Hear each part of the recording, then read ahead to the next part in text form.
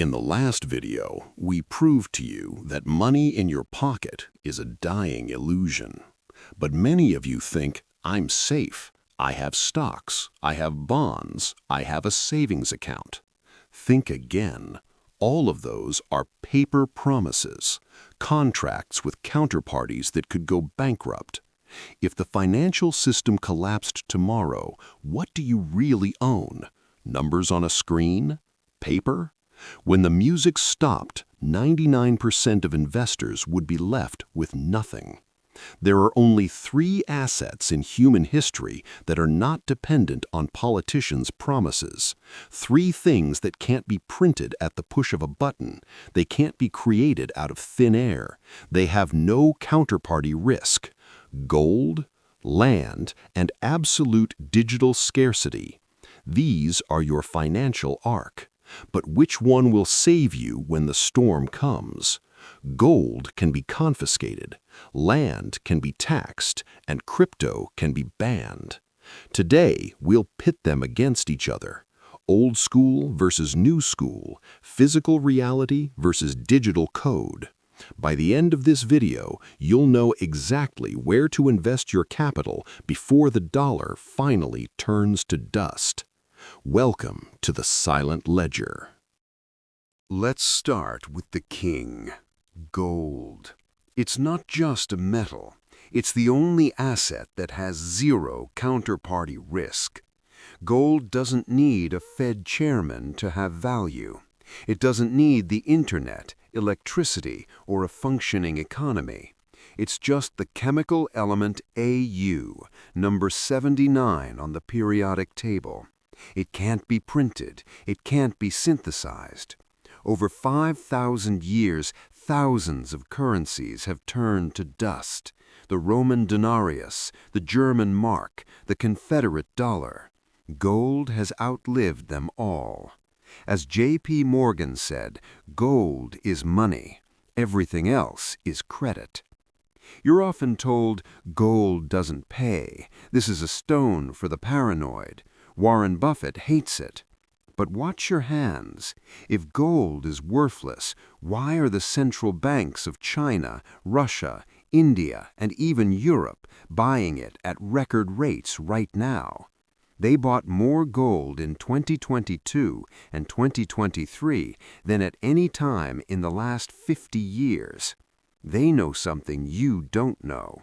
They know their paper fiat money is running out, and they are preparing their boats while you hold their paper. But the king has a weakness, and it is fatal. Gold is heavy. It is difficult to hide. It is difficult to move. And the worst thing is, what physically exists can physically be taken away. 1933, President Roosevelt signs Executive Order 6102. Owning gold becomes a felony for U.S. citizens. Police opened safe deposit boxes. People were forced to surrender their savings to the government at a reduced price. If you think that was a long time ago, now we have democracy, you're naive. When a state goes bankrupt, it changes the rules. Gold will save you from inflation, but will it save you from confiscation? Let's move on to the second arc, the most popular asset in the world, real estate. We've been told since childhood, buy a house and you'll be safe. Pay a mortgage, not rent. But let's face it, have you ever read the fine print on property title deeds? In most countries, USA, Canada, Europe, there's a concept called fee simple. This is the highest form of ownership available to you, but it's not absolute ownership. Absolute power over land, allodial title, belongs only to the crown or the state. You're just a tenant with extended rights. Don't believe me? Try stopping paying property taxes. In 3 years, armed men will come to you, throw you out on the street, and sell your house to cover the debt to the true owner, the state. You didn't buy a house. You bought the right to pay taxes and mow the lawn for the rest of your life. But the problem is not only taxes. The rules of the game are changing right now. Have you noticed how difficult it has become to buy your first home? Why have prices detached from wages? It's no accident. Players with unlimited budgets have entered the market. BlackRock, Vanguard, State Street. They're buying up entire neighborhoods in Atlanta, Phoenix, Toronto. They're outbidding you by 20–30%, paying cash and converting these homes into rental housing. Their goal was openly stated at the Davos Forum. By 2030, you'll own nothing and you'll be happy. They want to turn us into a renter nation. Competing with the corporate printing press is impossible. Real estate is turning from an asset for people into an asset for investment funds. Let's talk about what realtors aren't talking about: liquidity. Gold can be sold in a second anywhere in the world, Bitcoin in a millisecond, and a house? Imagine a crisis. There are no jobs, banks aren't lending, the market has stalled. Your house may be worth $1 million on paper, but if there are no buyers, its value is zero. You can't sell one bathroom to buy food. You're sitting in a gilded cage. In 2008, millions of people realized this too late. Real estate is a heavy, slow asset. It's an anchor. When the ship sinks, the anchor drags you to the bottom, not saves you. And the final nail in the coffin? Regulatory risk. Do you think you can do whatever you want with your home? New York and Spain already have laws protecting squatters. If someone breaks into your empty house and lives there for 30 days, you can't evict them. You'll spend years in court paying their bills. The state can impose rent control, forbidding you to raise prices even if inflation is 20%. They can ban Airbnb. They can force you to make expensive renovations for sake of ecology. Real estate is the easiest asset for the state to attack. It's not going anywhere. It's on their land, and it's completely under their control. Don't get me wrong, a home is a wonderful place for a family to live. It's comfortable, but as a financial ark against systemic collapse, that's a dangerous bet. It's an asset that A, is forever taxed, B, is illiquid in a crisis, and C, is easily confiscated. If you're looking for true freedom, you need something that can't be found on satellite maps. You need a phantom asset.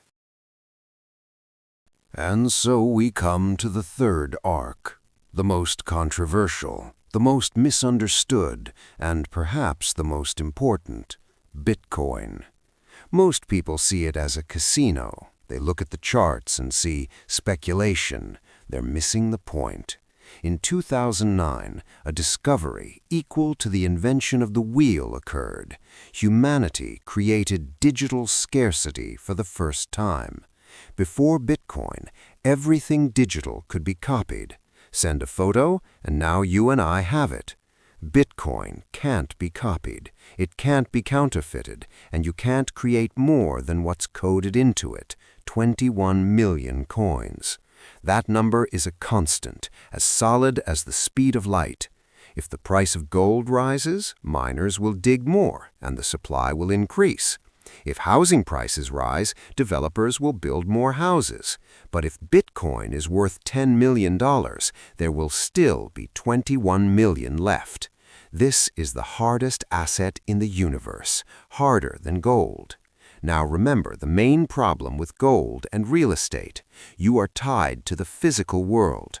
You can be stopped at the border. Your house can be bombed. Your safe can be cracked. Bitcoin does not exist in the physical world. It lives in a distributed network, and access to it is 12 words or seed phrase. You can learn these words, burn the paper, destroy the phone. Now you are a walking bank. You can walk naked through any cordon, through any war zone. No dog will smell your money. No scanner will see it.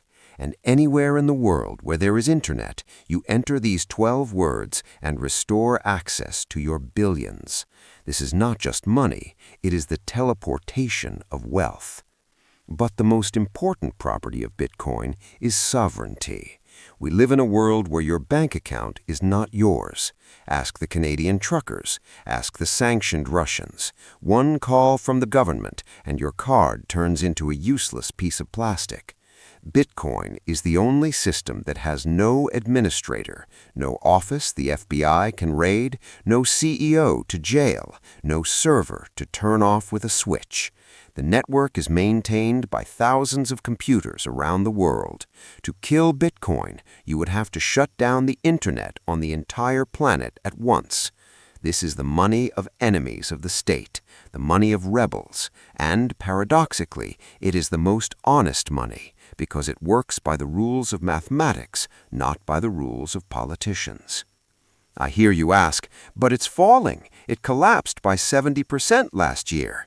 Yes, Bitcoin is volatile, that's true, but understand the difference between volatility and risk.